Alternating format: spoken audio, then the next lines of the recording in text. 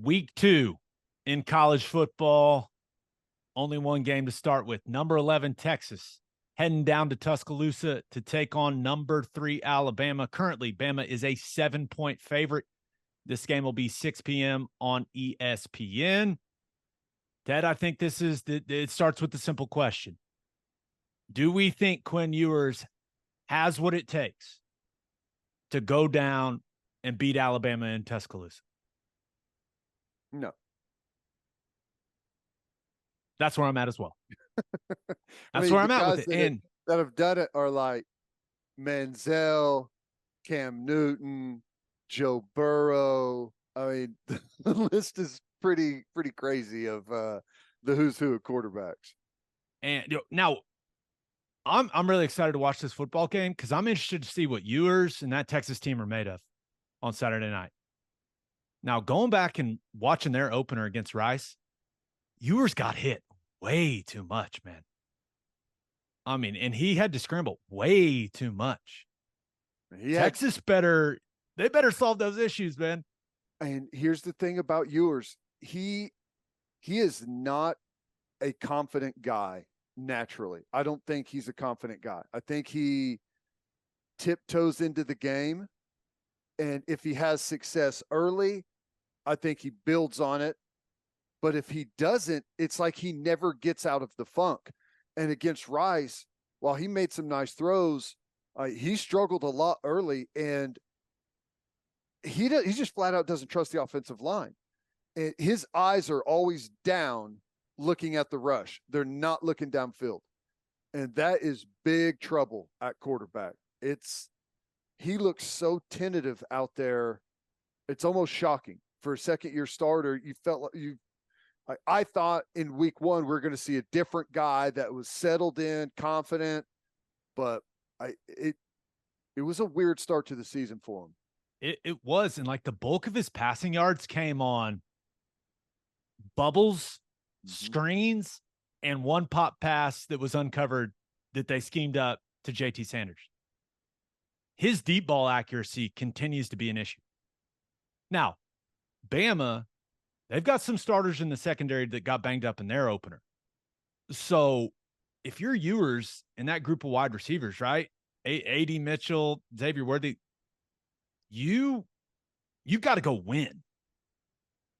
But Ewers he's got to get you the football. Mm-hmm. You got to take advantage of those opportunities if you're Texas. And I liked what I saw from Texas's defensive line in the opener. I know it's Rice. I get it. T'Vondre Sweat was wrecking everything, man. That guy was a problem. He's a big dude. And I am, that Texas defensive line, they held up really well last year when they played Bama. And I'm excited to watch the battle between that Bama O-line and this Texas defensive front. I think Texas' front 7 is legit, man. But you can be really legit and not contain a guy like Jalen Milroe. Whoa. I mean, can they prevent him from wrecking the game with his legs? Right now, he had some huge plays in the passing game in their opener, but the legs, like his ability to essentially turn into a giant running back, that's got to scare Pete Kwiatkowski and that defensive staff. Like, oh my gosh, he's a physical dude now. He's a big physical runner. He's almost 6'3", 240 pounds or so, 235. Runs really well. You're right. He's like a big running back, and he's a 4.4 guy. So he can absolutely fly. I think that's the thing is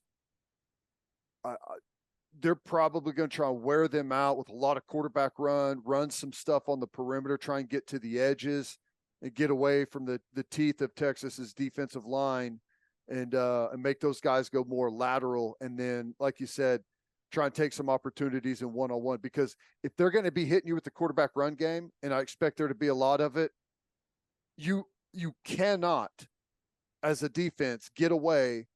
You have to dedicate more guys to the run. You're just going to have to be on an island more out on the corners, and in the slot you're not going to have as much help. So that's what's going to make it really difficult. Can their secondary cover some of those great athletes down the field? because you'll get a ton of quarterback run, and then they're going to play action, max pro, and it's going to be hard to get pressure, and he's going to let it fly whenever they got one-on-one. So it's going to be a really interesting formula. It's Yeah, saw that. big boy football, matchup football. Yeah, no, I'm with you.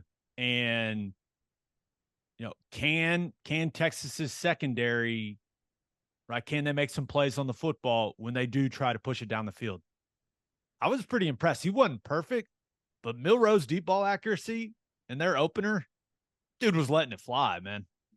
I mean, it's clear he's got a gifted arm as well. So it is going to be a hostile environment there in Tuscaloosa. I'm interested in how Ewers in particular handles that. I'm kind of expecting a lower scoring game, like almost like an NFL style type of game. But I know this game feels big for Sarkisian, right? I feel like he's building that roster the proper way. It does seem like he's improving the culture there, but I mean, this is the ultimate measuring stick game for that program. And if you go down there and get your ass kicked,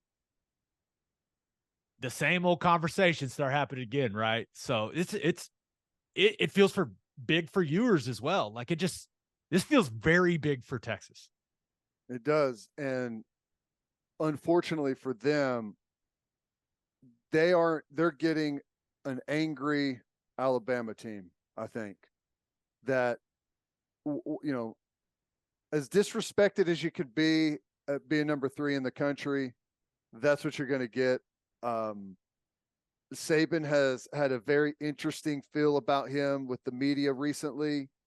That fan base is probably tired of hearing about how Texas had them beat in Austin last year. There's a chance that Texas is going into a hornet's nest down there, and that's probably that's what I think is going to happen. I'm curious to see what happens at quarterback, because I don't think Ewers is going to respond well to playing in that atmosphere. I just don't think he's a confident guy. What do they do if they pull him out of the game? Malik Murphy, big athlete, get some quarterback run going. They go to Arch Manning. I don't know. I mean, that's a fascinating thing to see. I'll tell you what, I've had some people down there that are close to that program tell me that Arch runs better than Malik Murphy. He's a good looking athlete. Yeah. Which is, so I don't know, but all I know is that Texas O-line, who came into this season with a lot of hype, right? Now, Kelvin Banks is a stud, right? He won the problem against Rice. If they're leaky the way that they were leaky against Rice, Ewers may not finish the game, man. Yeah. I mean, that's just the truth, because those Bama's got creatures on the D-line. Yeah. And if he's getting hammered by those guys, Ewers is not the biggest guy in the world. No. So he's actually very small. Like, he's not just not a big quarterback. He's was he 190, 195? Yeah, right, he's not a thick guy. Yeah. So I like Bama. I think I may like him by double digits. I agree. But I think it's one of those where I think if Bama jumps on him early, look snowball. Out. Snowball effect. Yeah. That's kind of where I'm at with it too. All right, let's get to the next game. Number 23, Texas A&M traveling down to Miami to take on the Hurricane. A&M currently a 4.5-point favorite. This will be a 2:30 kick on ABC. Ted, I'm just going to throw something out there. Am I a crazy person to think that Bobby Petrino has Texas A&M playing explosive, competent offense after what I saw in their opener? You're not crazy, but I'm not. I'll never be sold on Texas A&M until I see it. And Miami, I don't think they're great. Someone's got to win this one. I'm fascinated to see how it goes. I mean, Texas A&M is by far the more talented roster. I just don't know how good Wegman is at quarterback. I know he was really highly recruited. He's done some really good things at times for them, but this should be a fairly high level game for him. And I think it's if Texas A&M can't go down there and beat Miami, then they've still done nothing but tread water at that program, right? I mean, I completely agree. That's why I view it as a measuring stick game for both teams. yeah. Right? Because like you mentioned, A&M, you look at the 24/7 sports talent composite, they're the fourth most talented roster in the country from a recruiting standpoint. And if this thing is finally headed in the right direction, they should go down and win this game, no problem.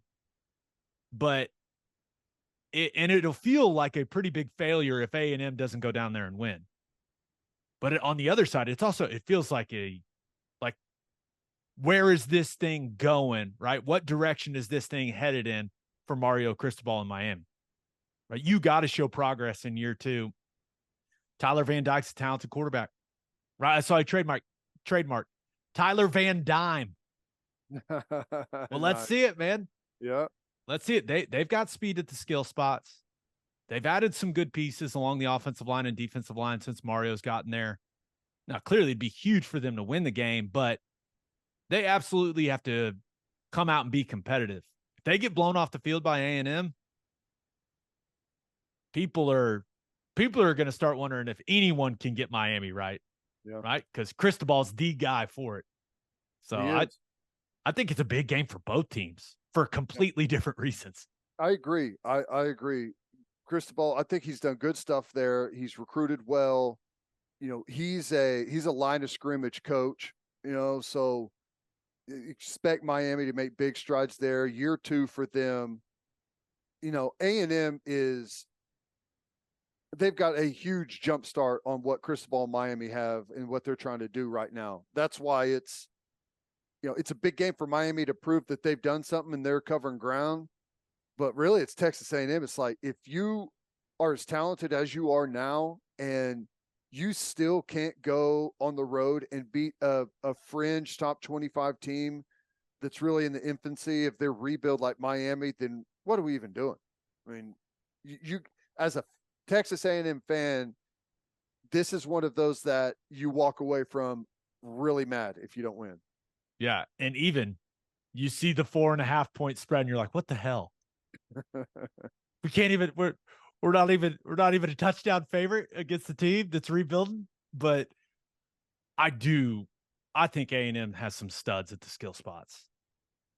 Right, I think they got some really good backs. Evan Stewart, I think, is going to be one of the most productive wide receivers in the country. And Wegman looked good in their opener. I mean, dude was slinging it. Noah Thomas is like 6'6" and was just catching jump balls on everyone. Anaya Smith is just a blur out there. They got weapons. So we'll see if those guys end up making some big plays in this one. One other factor this game, 3:30 local kickoff in Miami. Woo. Woo. Humidity. Steamy. Yeah, humidity tends to make the strongest man weak. So we'll see what type of factor is now.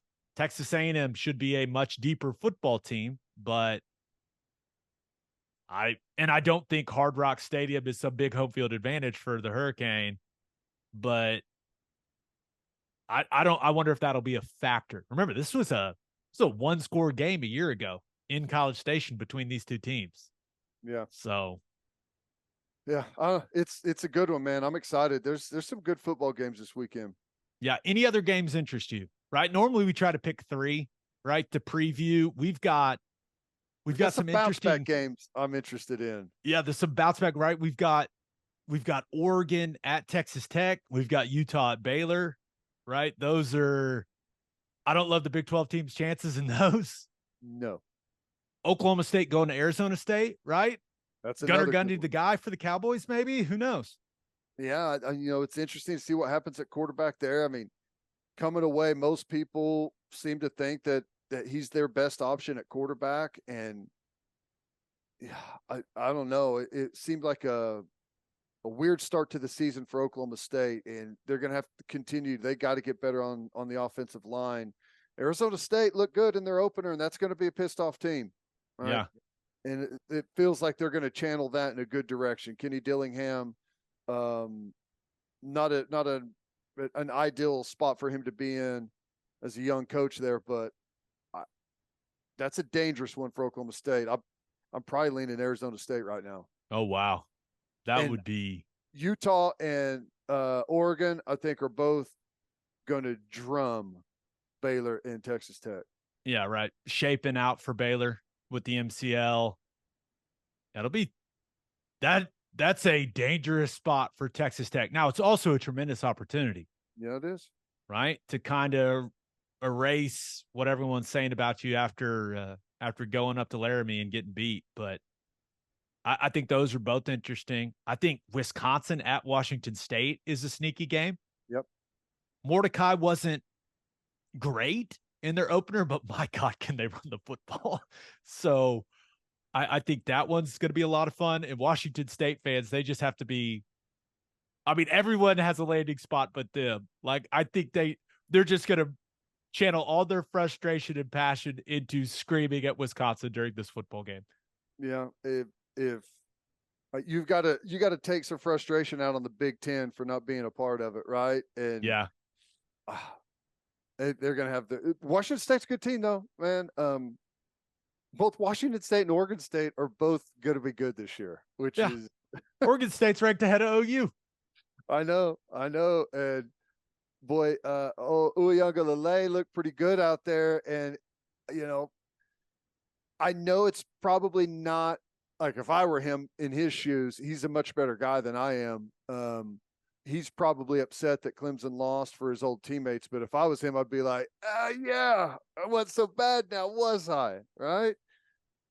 It's fascinating. Fun week though, man. There's some good stuff. I did not expect to feel this way coming into the season, but the game other than Texas at Bama, I think the other game I'm most intrigued by is Nebraska at Colorado. Number 22, Colorado, excuse me. They're already ranked, man. And it's hard to argue with how good that offense looked against TCU, but feels like kind of a tricky spot for the Buffaloes. So much attention on that team right now. And this game, I feel like coming into the season, all the pressure was going to be on Nebraska in this game, right? Can Matt Rule get it right? Like, hey, Dion, he did this big roster flip. He needs some time. And all of a sudden you look at Colorado, they're favored in this football game. So Nebraska's kind of coming in there, I don't know, with nothing to lose, especially they lost in such a painful fashion against Minnesota last week, right? Another one-score loss where it feels like they gave it away in the fourth quarter. Oh. But, man, I think this is going to be a really good football game. I know. And I can't imagine. It's going to be the best atmosphere Colorado has had at a football game in, I don't know, 30 years. Right? I mean, I know they had some runs where they were really good there in the early 2000s. But this just feels different, right? To go on the road and get that big time win on national TV. Now you're ranked inside the top 25, which who knows how long it's been, a decade since they've been ranked in the top 25. And you got a big name coming to town, old rival. Like that should be an awesome atmosphere. What time is that kick? Do you know? I believe it's Fox Big Noon. Yeah. Yeah. So 11 a.m. Central. Which sucks for them, but still it's going to be an awesome atmosphere. It's awesome for us because we're going to get to watch it. Exactly. Which is great. Now, when I look at that game, sometimes when you don't really know how a game's going to go, you kind of think, hey, head coach and quarterback, right? I don't think there's any doubt in my mind. Colorado's got the advantage at quarterback. Yeah. I mean, Shadur Sanders was awesome in that TCU game. And Jeff Sims was not. Right. And then you look at, Matt Rule's got a better resume than Coach Prime. But at this at this point, it's pretty hard to doubt Deion Sanders and what he can do from a coaching perspective, right? Yep. So as I thought about this one, I think Nebraska needs to take him in the deep water, man. They need to turn this thing into a bar fight. It cannot be a track meet. If they play a track meet with Colorado, they're going to lose. They don't have a Travis Hunter on their team. I mean, they just don't. But they do have experience. They got some old dudes on those O-lines, that O-line and that D-line. You got to lean on the running game, control the clock, control the pace. Slow it way down. Yep. Slow it way down, make Colorado uncomfortable, make the crowd uncomfortable. Right. And I do expect Nebraska's defense to be able to mitigate some of the explosive plays that TCU gave up. Right. Frustrate Sanders, like as good as they did and as big as he was in week 1 against TCU, scoring a bunch of points. That's going to be the expectation. If you could keep a cap on that, it may frustrate them and they try and do something that, maybe you take advantage of. They get too risky, too aggressive. Yeah. And when you think of it just for Matt Rule, Deion Sanders went and got his marquee win. What an opportunity for Matt Rule now. All of a sudden, like you go beat Colorado. It's no longer, that's a nice, it's a big deal if you go win that game. It's a marquee win in year 1. And that cannot be lost on him, right? He knows what that'll mean to Nebraska fans, the buy-in that it'll create for his players. So, man, all of a sudden, there's a lot of layers to this football game. Yeah. Yeah. It's maybe, I'm sure Colorado is like, they don't really need the launching pad, right? That TCU win kind of solidified that. And maybe it doesn't even necessarily matter what the rest of the season results look like. They're going to continue to gather eyes, but you've already gotten people off your back with they can't really throw the way you're doing things is wrong at them anymore. So pressure's kind of off in that regard, but I know they want more. But Nebraska, they need a launching pad, man. And this is like the perfect game because you're going on the road. And I'm still not necessarily sure how good Colorado actually is, if that makes sense. Like they looked great in their game against TCU, but there's those first games can be difficult for a lot of different reasons. I'm still not totally sold that they are like where people all of a sudden think they are, but we'll see. If they can protect Sanders, they're going to have more speed.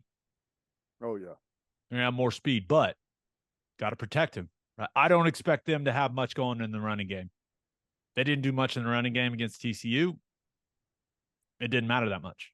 So all I really care about is how many snaps is Travis Hunter going to play. Is he can't play more than 129 like he did last week. That was insane. I don't know. What a complete stud, by the way. Is. I mean, my goodness. He is.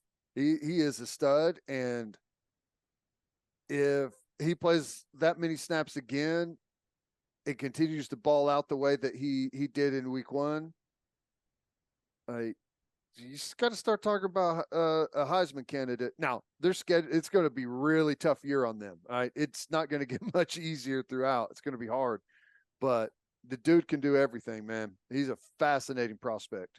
Yeah, that's going to be a fun game.